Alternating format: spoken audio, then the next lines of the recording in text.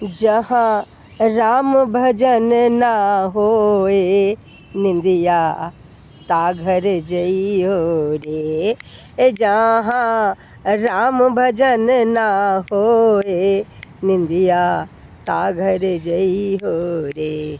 निंदिया ता घर जइयो रे, निंदिया ता घर जइयो रे। जहाँ राम भजन ना हो, निंदिया ता घर जइयो रे।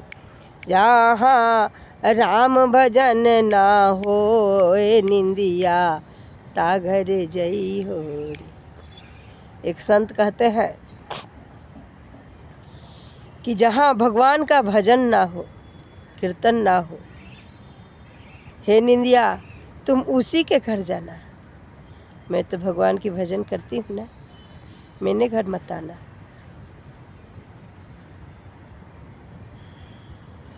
तुलसीदास जी कहते हैं कि भगवान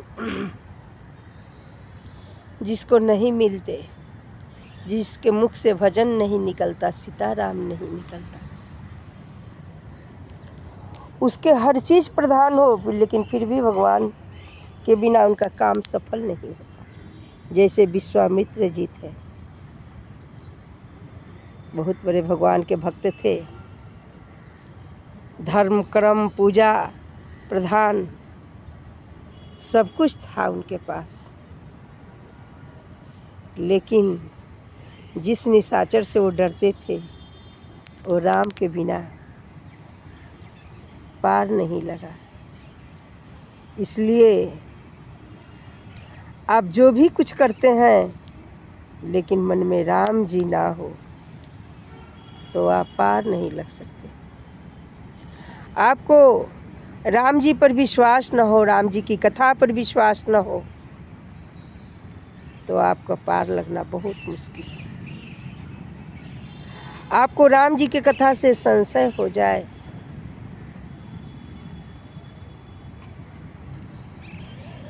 तो यदि कोई कथा कहता है, उसका कथा सुनते हैं, आपको संशय होती है, तो समझ लीजिए आपके कथा पर विश्वास, राम जी के कथा पर आपको विश्वास नहीं। जिस तरह एक बार गौरी मैया को हुआ था,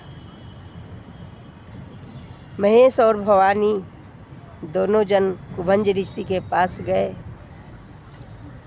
कुभंज ऋषि महारानी गौरी मैया और भूत भावन सरकार भोलेनाथ का बहुत स्वागत किया, पूजन किया और आसन दिया बैठने का। दोनों आदमी बैठे, लेकिन महारानी को संशय हो गया कि जो ऋषि ने भगवान के चरण पखारे हैं, पूजन किए हैं, ये तो त्रिलोक के स्वामी हैं ये, और ये ऋषि हैं, ये क्या कथा सुनाएंगे। इतना संशय हुआ कि महारानी ठाकुर जी की कथा सुन नहीं पाई। लेकिन भूतबावन सरकार ने बहुत प्रेम से ठाकुर जी की कथा सुनी और सुन के बहुत सुख माने, इतना सुख माने, और फिर भवानी के साथ वापस आने लगे। लेकिन मन में सोच रहे थे कि भगवान का तो अवतार हुआ है, यदि रास्ते में भगवान हमको मिल जाए तो दर्शन हो जाए। लेकिन भगवान का कृपा तो अगम अपार है। इधर भोलेनाथ सोचे भगवान की दर्शन के लिए, तब तक दूर से देखे कि भगवान आ रहे हैं। सीते सीते हाय, सीते हाय, सीते बिलख रहे हैं और लक्ष्मण जी समझा रहे हैं। वे अपना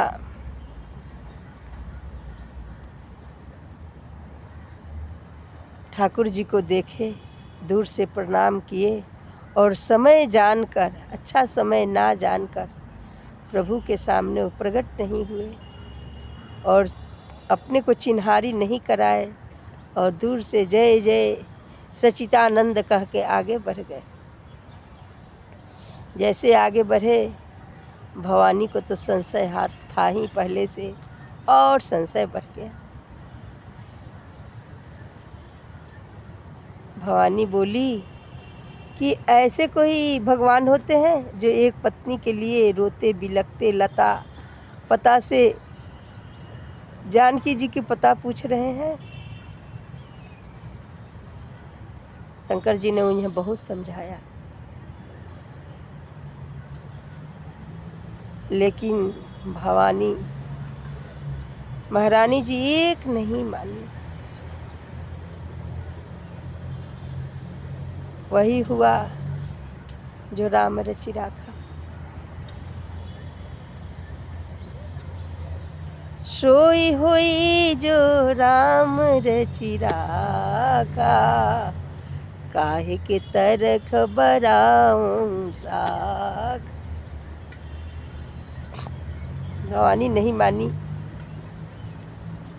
तो भोलेनाथ बोले कि जाओ परीक्षा ले लो। तो महारानी बोली कि आप भी चलो।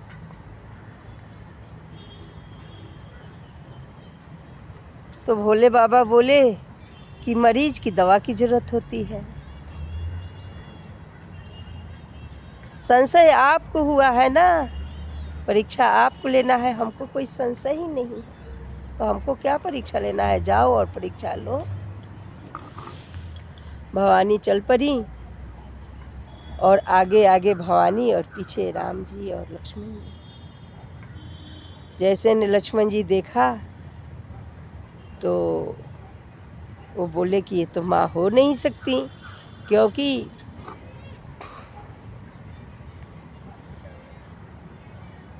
माँ तो ठाकुर जी के पीछे रहती हैं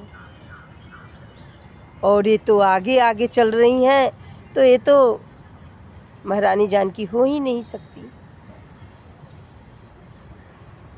अभी संशय लक्ष्मण जी करिए रहे थे, तब तक राम जी आगे आ गए और भोलेनाथ का नाम पकड़ रख के महारानी को प्रणाम किया और बोले कि आप अकेले वन में क्यों घूम रही हैं, वृषकेतु कहाँ है।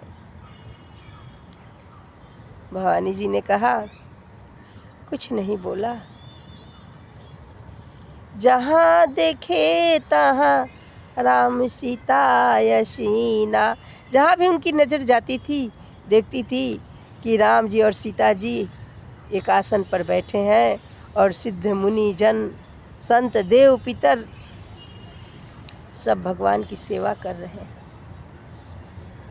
चारों तरफ देखा, सब वही दिख रहा था। तीनों त्रिलोक भगवान दिखा दिए भगवान को। अब इतना व्याकुल हो गई महारानी कि अपना आँख मूंद कर उस डगर पर ही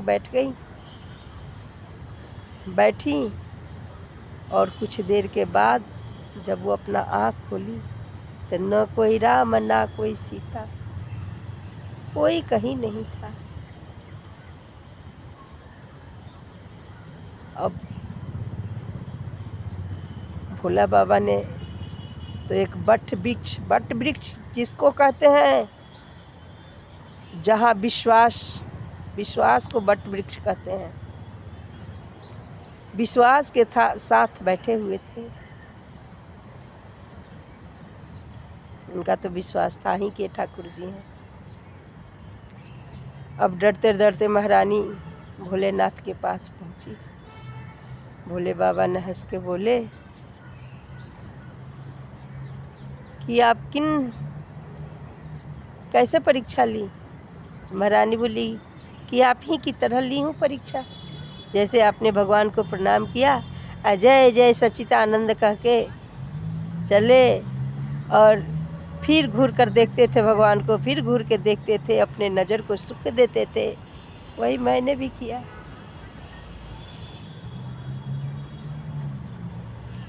शंकर जी बोले कि यही यदि करना था तो उसी टाइम हो जाता। जैसे भगवान ने ध्यान लगाया तो ध्यान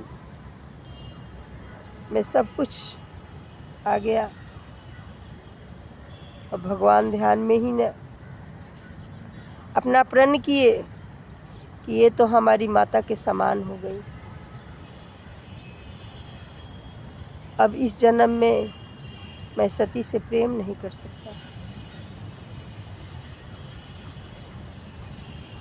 और जैसे रास्ते में चले तो आकाशवाणी हुई,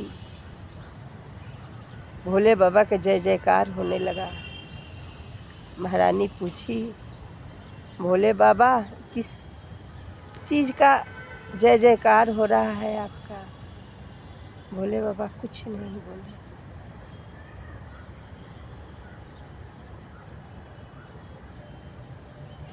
यदि किसी बात से किसी का संशय और बढ़ जाए, उसके चित्त में और दुख भर जाए, इसलिए मौन ही रहना सबसे अच्छा होता है। भोले बाबा मौन हो गए, गए कैलाश पर और सती को अपना सन्मुख आसन दे दिया। सती महारानी को तो सब कुछ मालूम ही था, मालूम हो गया कि मेरे गलती के कारण ही ने भगवान भोलेनाथ ने हमको त्याग दिया। और वहीं भोले बाबा ध्यान लगा लिए। सोचे कि यदि ध्यान नहीं लगाऊंगा तो सती हमें से बार बार पूछेगी और मैं क्या जवाब दूंगा। इसलिए भोले बाबा ना ध्यान लगा के बैठ गए। अब जब भोले बाबा ध्यान लगा ही लिए तो अब रात भर ध्यान में रहे। फिर सुबह मैं इस कथा को आगे बढ़ाऊंगी। बोलिए, जगत जननी महारानी की जय, कैलाशपति भूत भावन भोलेनाथ की जय, सियावर रामचंद्र की जय। भजुरे मन प्रेम से राम रघुरैया, भजुरे मन प्रेम से राम रघुरैया। वही जो है हमें पार उतरैया, वही जो है हमें पार उतरैया। भजो रे मन प्रेम से राम रघुरैया, भजो रे मन प्रेम से राम रघुरैया। बोलिए सियावर रामचंद्र की जय, पवन सुत हनुमान की जय।